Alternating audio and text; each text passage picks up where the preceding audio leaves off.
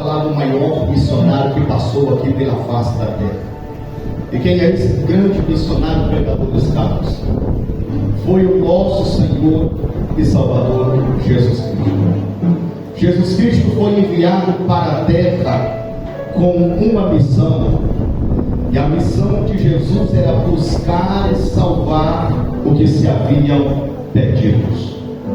Quando Jesus veio à terra, João vai escrever em João capítulo 3, versículo 16, dizendo as seguintes palavras: porque Deus amou o mundo de tal maneira que deu o seu Filho unigênito, para que todos aqueles que nele creem não pereçam, mas tenham a vida eterna.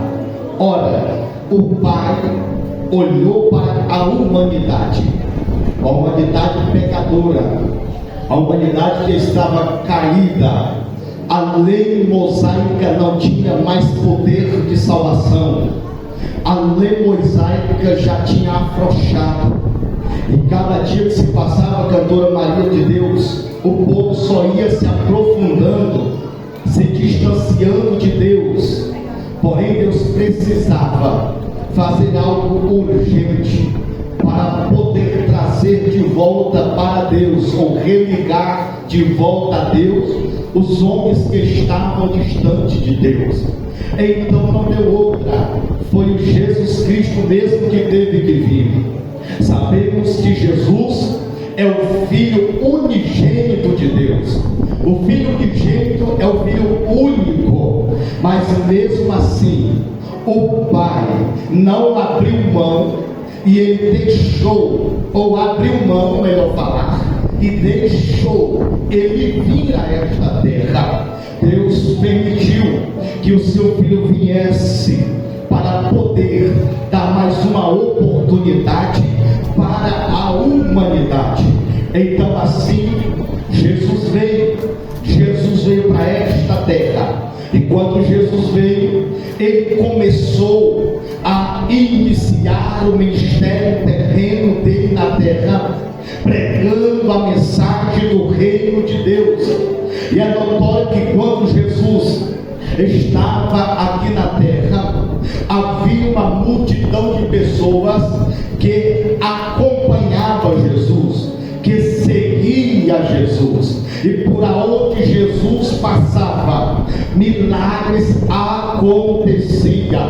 A Bíblia vai nos dizer que quando Jesus chegava em algum lugar, que as multidões se aproximavam dele, alguns que eram cegos voltavam para casa enxergando, alguns que eram mudos voltavam para casa falando, quem era surdo voltava ouvindo, e também quem era paralítico saía com a cama nas costas caminhando para casa. O que era isso, pregadores Carlos? Era Jesus Cristo já manifestando o seu poder, a sua glória também aqui no meio dos homens quando veio para a terra.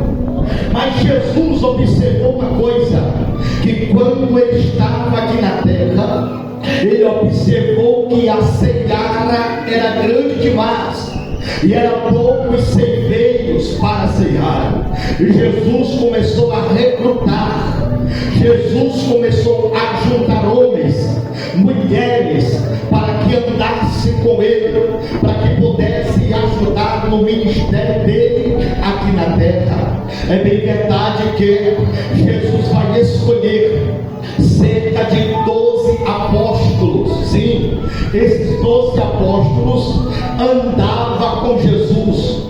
Aonde Jesus estava, os apóstolos estavam ali com ele. Se Jesus ia para o monte para a oração, ali eles estavam com Jesus. Se Jesus fosse pregar na beira da praia, os apóstolos estavam ali com Jesus. Se Jesus fosse pregar nos montes, os apóstolos estavam ali com Jesus. E detalhe, eu quero dizer para esta igreja que os apóstolos de Jesus eram homens que ele escolhera para ajudar na obra missionária missionária aqui na terra. Eu já vou aplicar para você entender nessa noite. Jesus entendeu que para fazer a obra missionária não se faz sozinho. É necessário que alguém te ajude.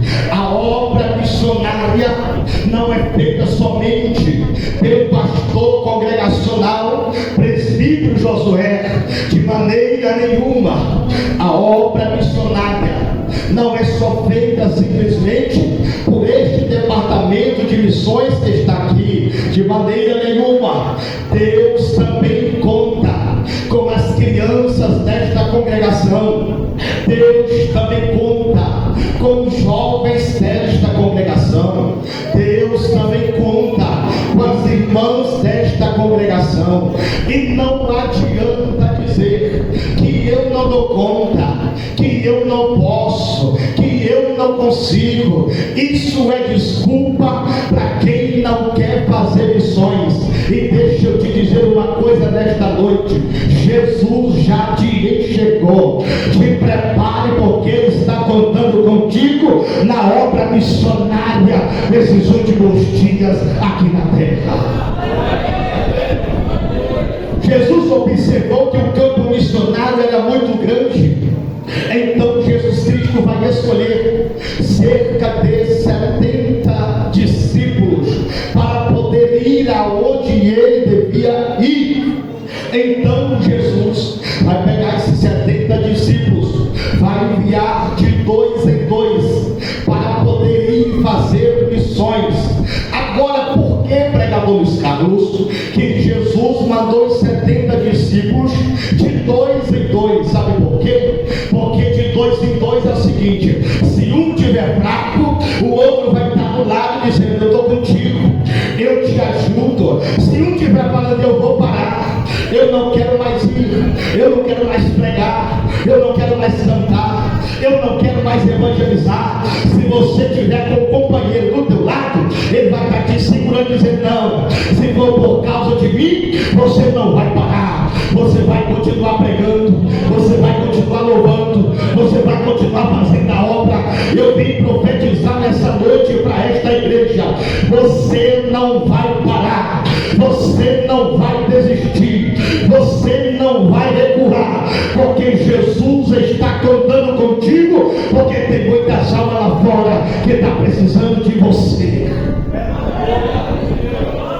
Os 70 discípulos vai fazer missões e iam para onde Jesus haveria de ir, porque Jesus não conseguiria ir em todos os lugares de maneira nenhuma. De repente os 70 discípulos vai voltar todos alegres, todos felizes. Por quê, pregador? Porque aonde eles passavam, eles chegaram trazendo a notícia para Jesus, dizendo: Jesus, os demônios nos sujeitam, os espíritos vão embora, as enfermidades foram expelidas, pessoas foram libertas, pessoas foram curadas. Os discípulos voltaram para Jesus trazendo o relatório da obra missionária.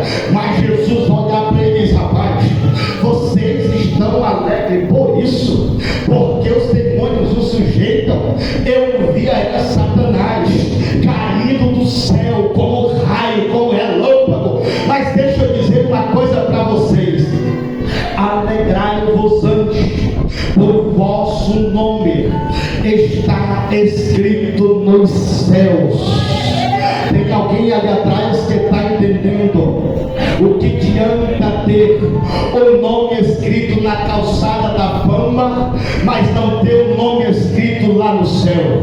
O que adianta ter o nome escrito no livro Guinness World Records, que é um livro onde só tem nomes lá famosos, pessoas que superaram obstáculos grandes, e está lá o nome dele destacado? Mas o que adianta ter o nome escrito naquele livro lá do Guinness World Records, mas não ter o nome escrito lá no céu?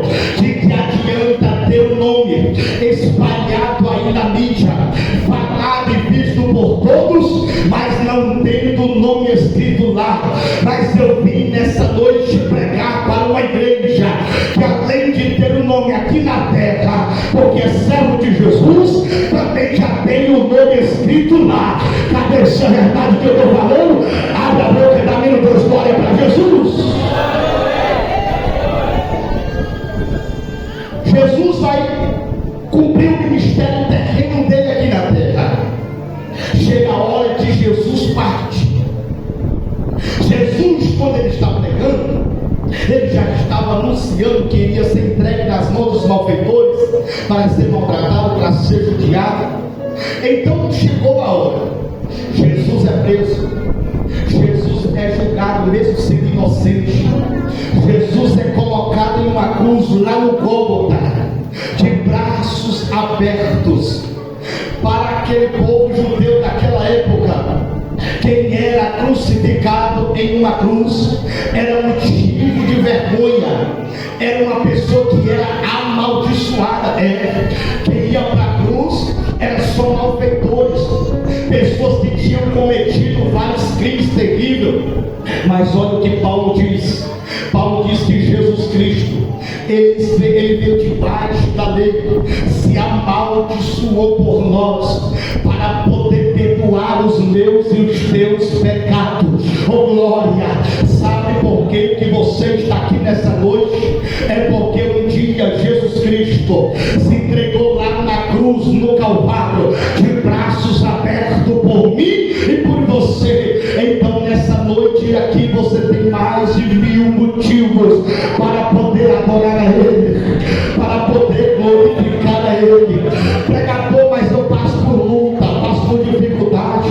Pregador, eu passo por tanto problema, por tantas aflições. Irmãos, isso aí não está nem comparado com aquilo que Ele vai preparar para mim, para você. Vai valer a pena passar pela prova, vai valer a pena passar por essa luta, vai valer a pena passar por essa dificuldade. Então, enquanto a trombeta não soa, aproveite enquanto você está aqui e já vai adorando, já vai se despedindo, porque daqui a pouquinho a trombeta vai soar e nós subiremos, estaremos para sempre com o Senhor Jesus Cristo. Só quem vai ser arrebatado, deixa eu ouvir seu glória nessa noite.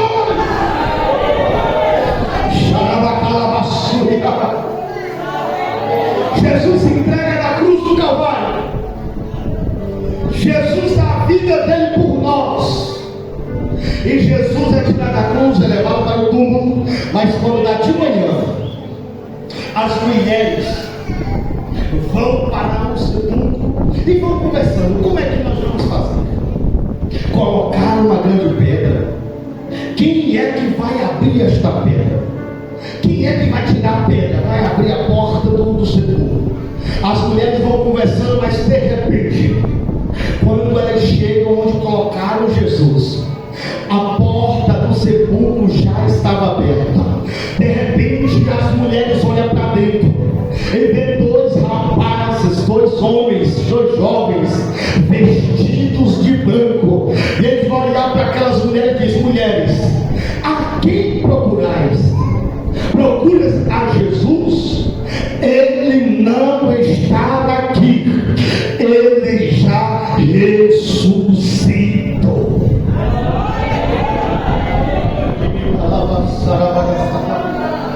Porque era a promessa que Jesus disse: você entregue, mas ao terceiro dia eu vou ressuscitar. Oh glória!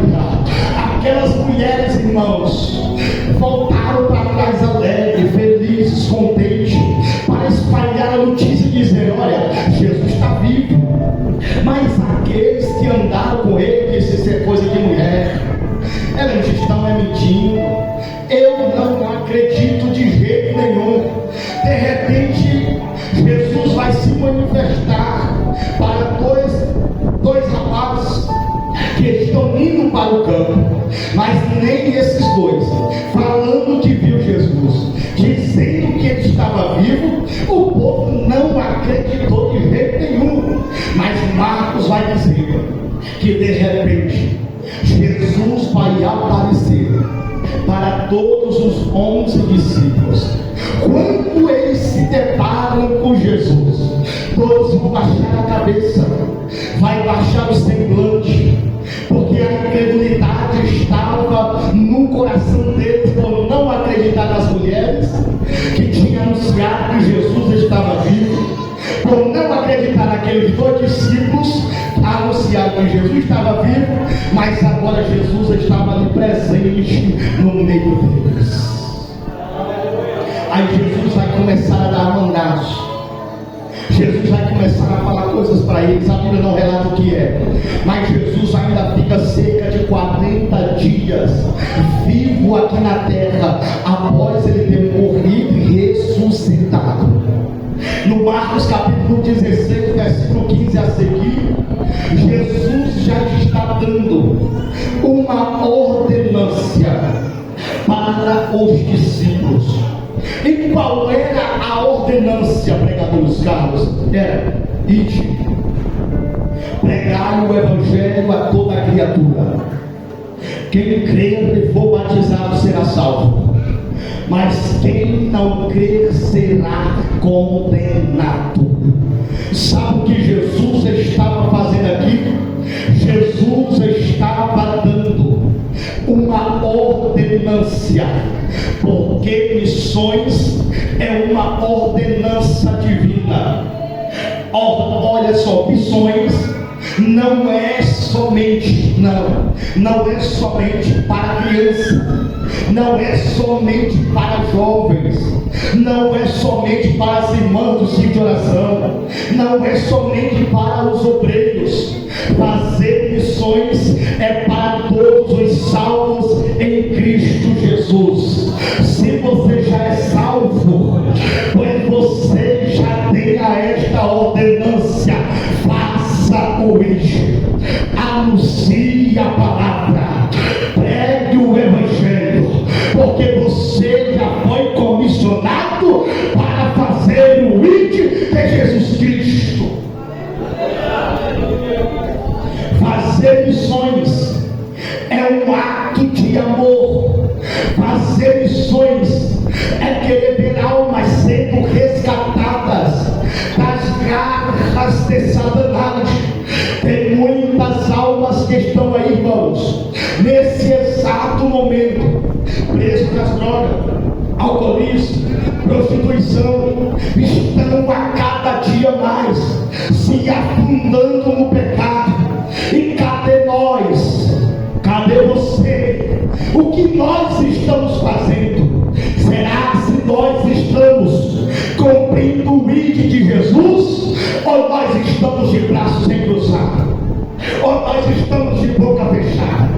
Agora vai apertar um pouquinho. Eu sei que não vai ter glória, eu sei que não vai ter aleluia, mas eu não sou movido a isso, não.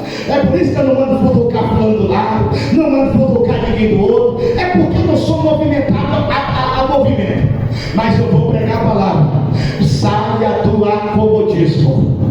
Pare de ficar de braços encruzados. Tem almas precisando de você. Lá na tua escola, aonde você estuda, tem pessoas que precisam de você. Deixa eu te dizer, lá na escola é um campo missionário. Pregador, e eu não estudo, mas eu trabalho. Então faça alguma coisa lá aonde você trabalha. Pregue a mensagem, anuncie a palavra, fala de Jesus, porque o ide é para nós todos. Então, quando nós queremos amar essas pessoas, quando amamos ela, nós não queremos ver jogada lá no lamaçal do pecado, porque fazer missões é ir em busca das almas, é ir de encontro com elas, é sair de quatro paredes e ir para a rua. Mas felizmente não é só aqui no Pará, mas é no Brasil. A igreja, irmãos, a maioria, não vou generalizar, mas estão de braços cruzados. Enquanto isso, tem almas perecendo. Mas eu creio que aqui na cidade de Tucumã ainda tem uma igreja que ama missões.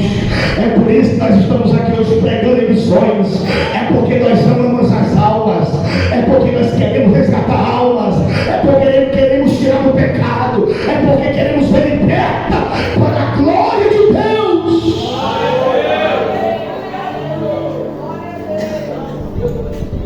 Fazer missões é um ato de amor. Pregador, consigo fazer missões, consegue? Há 3 maneiras: indo, contribuindo e orando. Pregador, eu não consigo ir para lugar nenhum porque é isso, aquilo. Mas se você orar por missões, Jesus já vai operar. Pregador, mas além de eu orar, eu quero contribuir. Pois contribua em missões. Porque se você não consegue ir, mas a tua oferta, a sua ajuda, consegue sustentar o missionário lá fora, que está lá precisando dessa oferta missionária, que está lá ganhando almas, que está lá evangelizando. Então, se você não é contribuinte da obra missionária, passa a ser contribuinte, irmãos, a partir de hoje. Irmão, você não sabe de uma coisa: existe um segredo no reino de Deus. Só colhe quem planta, só colhe quem investe. Tem pessoas que querem colher, mas não aplica, não investe, não contribui em missões, não contribui na obra, e fica vendo outro crescendo, outro prosperando, e diz: por que irmão cresce e eu não cresço? Por que irmão prospera e eu não prospero? Mas vai olhar lá no íntimo dele, talvez ele não fala para ninguém, mas está ajudando na obra missionária, e Deus está prosperando a empresa, Deus está abençoando o trabalho, Deus está abençoando as finanças. E eu quero já dizer para você nessa noite: invista na obra missionária, que você vai ver o que Deus vai fazer na tua vida.